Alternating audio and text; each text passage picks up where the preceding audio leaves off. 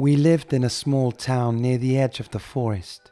It was just me, Father, and Menki, our cat.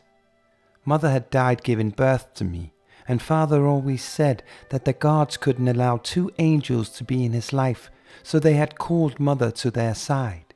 He worked as the village tanner, turning animal hides into thick leather for armor, belts, saddles, and harnesses. His workshop stood just beside our house, and the sharp acidic stench of fluids mixed with the rich scent of new leather was always in the air.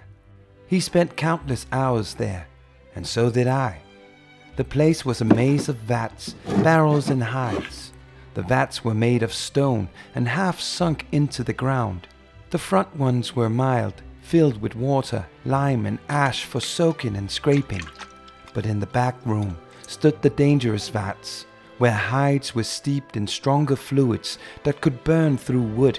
Their rims were crusted with pale residue, and a thin steam hung above them, carrying that sour, biting smell that made my eyes water. Father warned me never to play near those vats. You'll keep away from there, Jonath. He didn't have to tell me. I knew. I'd seen whole cow hides go into them, and once I'd seen Father spill a few drops on his hand. The skin had hissed and darkened, and he cursed for a week about the pain. I always kept a safe distance. I was learning the craft, though still too young for the perilous parts. My work was scraping, rinsing, fetching water, small tasks, but ones I took pride in. On market days, I helped him sell our leather, proud just to stand by his side. We had food on the table every day and warmth in the winter. Life was good. Until that night. I was at home, in my bed, trying to sleep.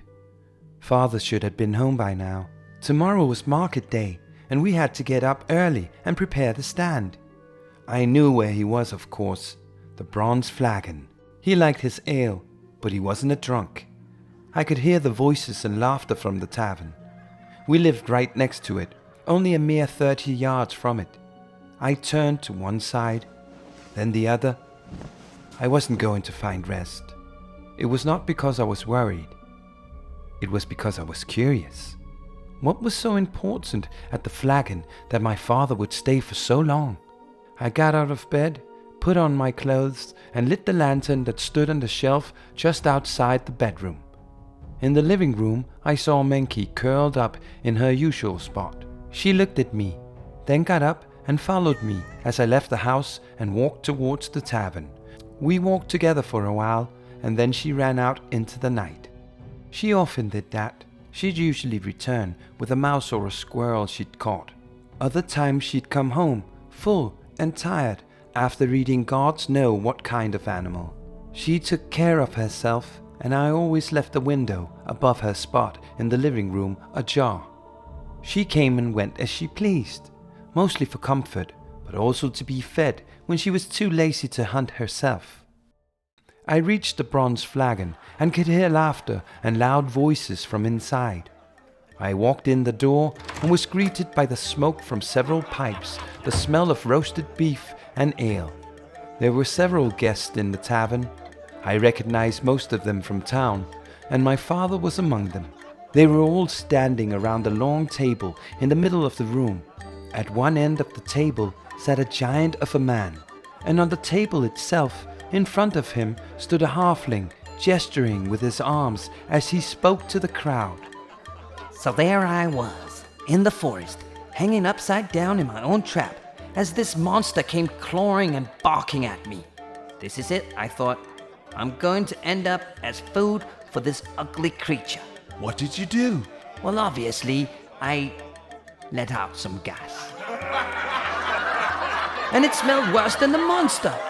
Suddenly, death didn't seem so bad. Just get me away from this smell. But alas, death would not come. Or it would, but not for me. What happened? Batro here came in swinging his mighty sword, slicing the monster in two. That's what I said, but wouldn't you know it, the monster kept coming, walking on its arms. It came on, mouth open wide. It was as fierce a monster as I've ever seen. I sliced the beast in two once again, and still one half kept crawling and barking. It seemed impossible to kill. Did you flee? We do not flee from monsters, good sir. We slay them. Patro sliced it again and again, and a part of it kept edging towards us. So how did you kill it? Well, obviously, Patro kept slicing the beast into pieces until there were so many you'd think they were green deer droppings. With the beast finally slain, we needed a drink, and I needed to change my undergarments. And fortunately for us, your fine establishment was but an hour away. So here we are. Now how about a night of heavy drinking and dancing? Father, Jonath, why aren't you in bed, lad? I couldn't sleep. It's market day tomorrow. Yes, you're right. Alright, lads. See you tomorrow. Oh, I'm sorry, lad. I got caught up in those two adventurous stories. They were adventurous? Yes, What stories did they tell? stories of monsters they've slain and friends they've lost. Lost?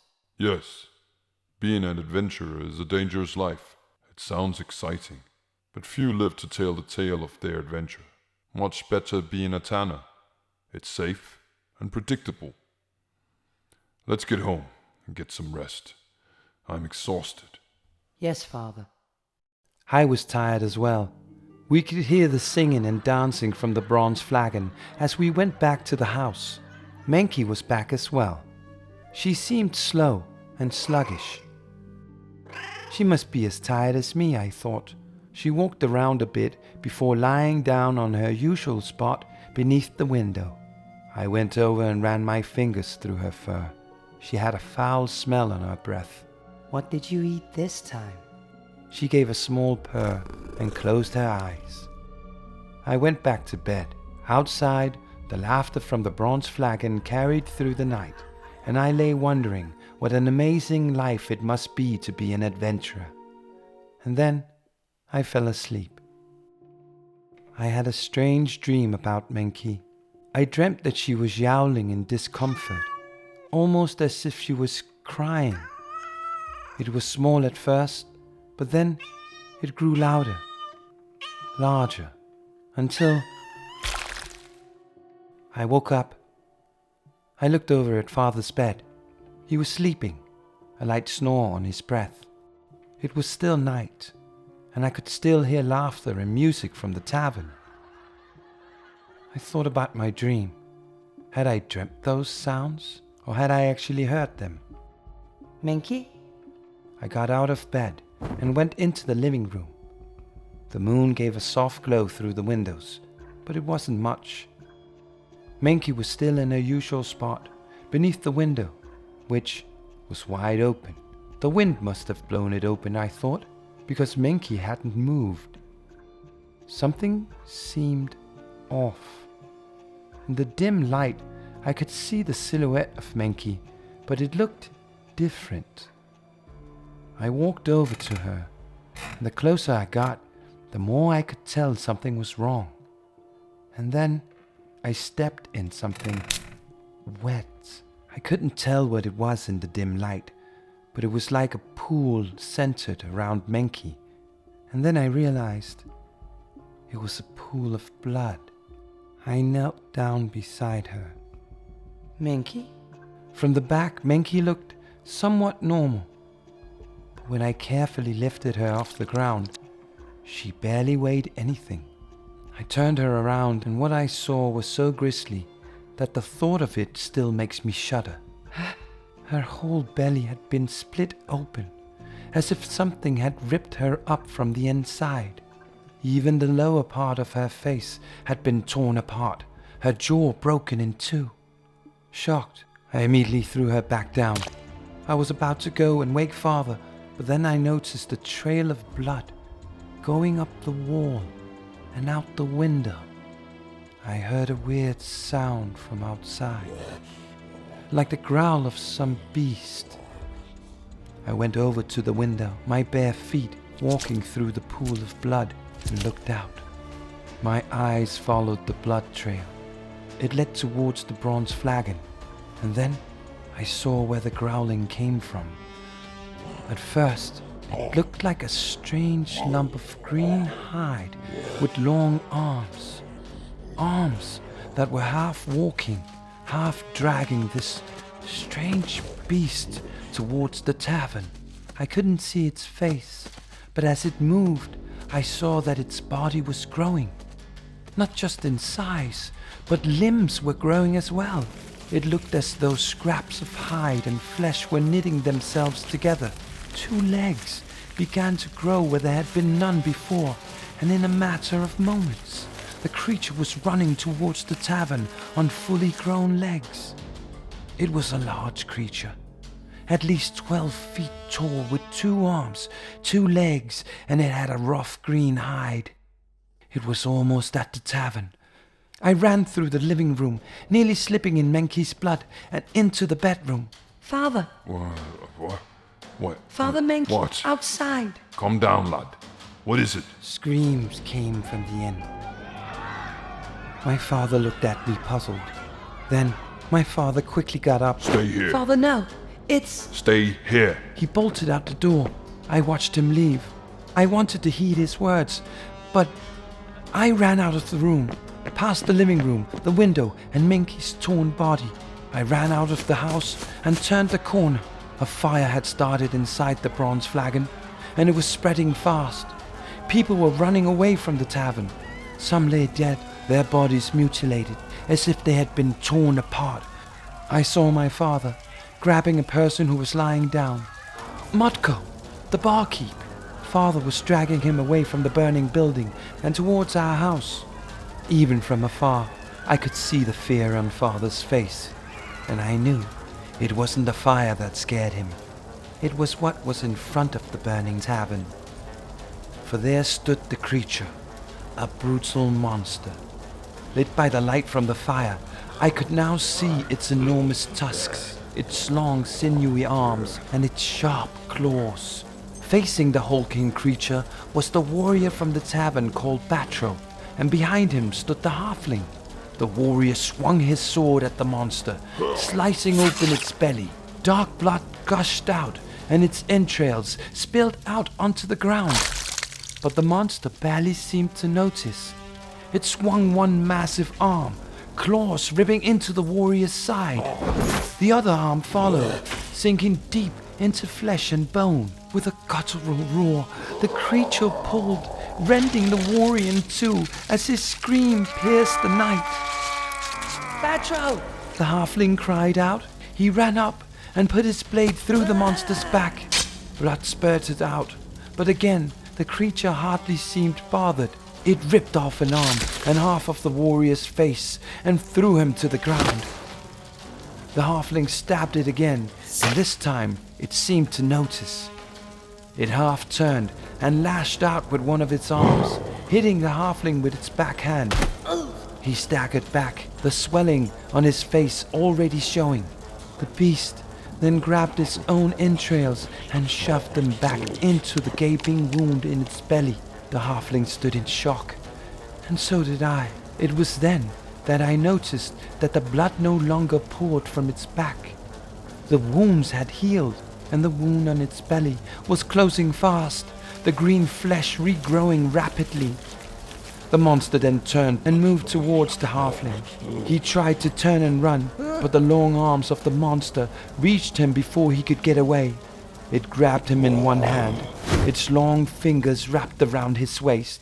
He screamed, but the scream died as the monster opened its jaws and bit down on the poor halfling.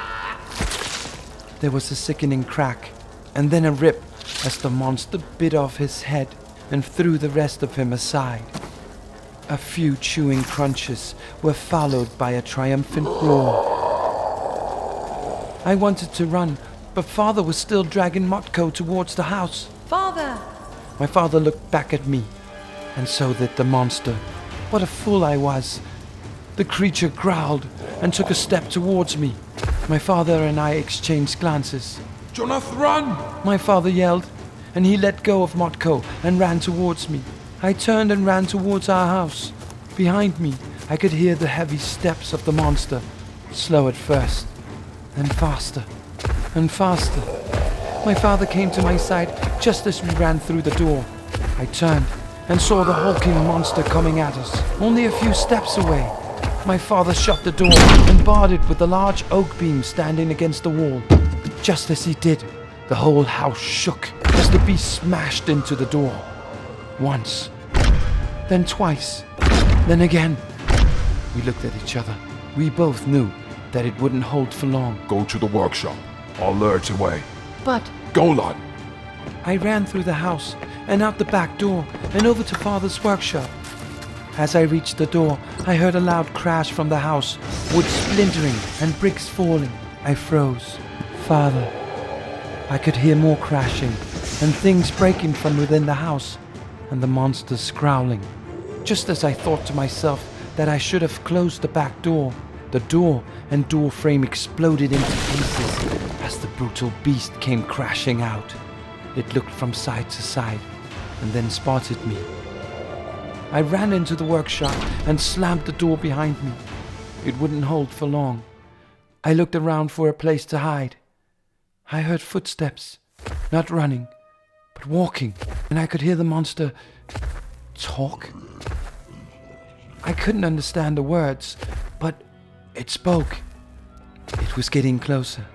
I didn't have any more time.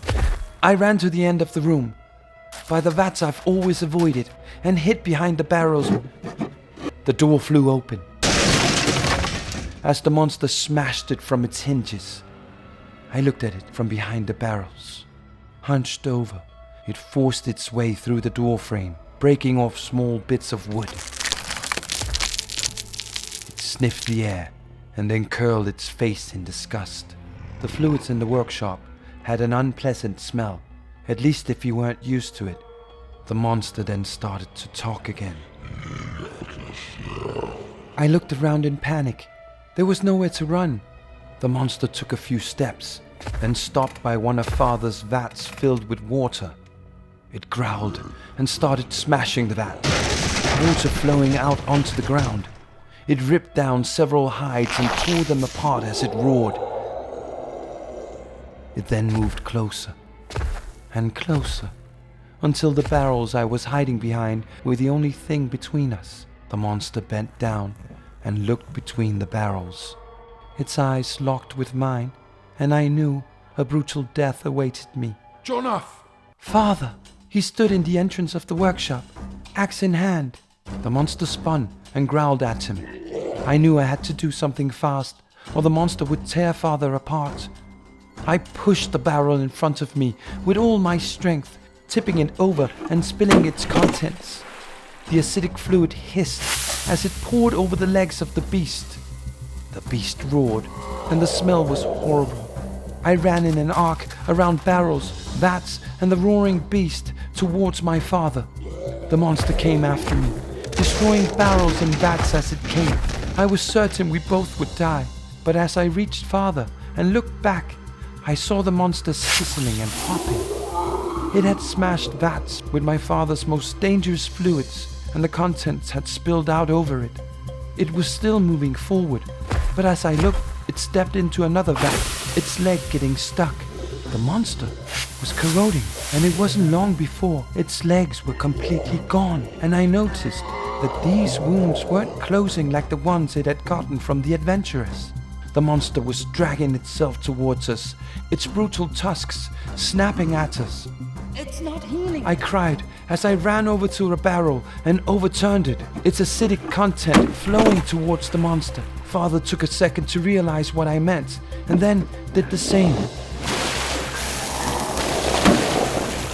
We overturned 4 barrels and stepped out of the workshop and away from the heavy vapors and fumes. We waited for a few nerve-wracking seconds as we heard the roars of the monster die down.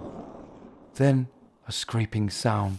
We saw the monster's hand dragging itself out of the workshop, the end of its wrist corroded. Father ran over and chopped it in 2. I picked up one piece and threw it back into the workshop, and Father did the same with the other part. We waited for what seemed like an eternity, but nothing came. No hands, no growls, no monster. The monster, a troll, the village elders called it, had killed 6 people besides the adventurers that night. It had destroyed the bronze flagon, our home, and Father's workshop. But Father and I were called heroes, troll slayers. The townsfolk helped rebuild the bronze flagon, the workshop, and our home. I learned a lot that night about trolls, loss, and heroes. But the most valuable lesson I learned was that I never wanted to be an adventurer. I wanted to be like my father. Greetings, and thank you for watching the Tower of Tomes. If you like the content, please consider subscribing, liking, and commenting. Also, please visit the Tower of Tomes Patreon page. There'll be a link in the description. Here you can find some more content and you can support the channel. You can sign up right now as a free member and get voting rights for the next monster story. I've lined up 10 monsters, so let's see who gets the most attention and we'll do a story about that one. Thank you so much for watching. I hope you enjoyed it.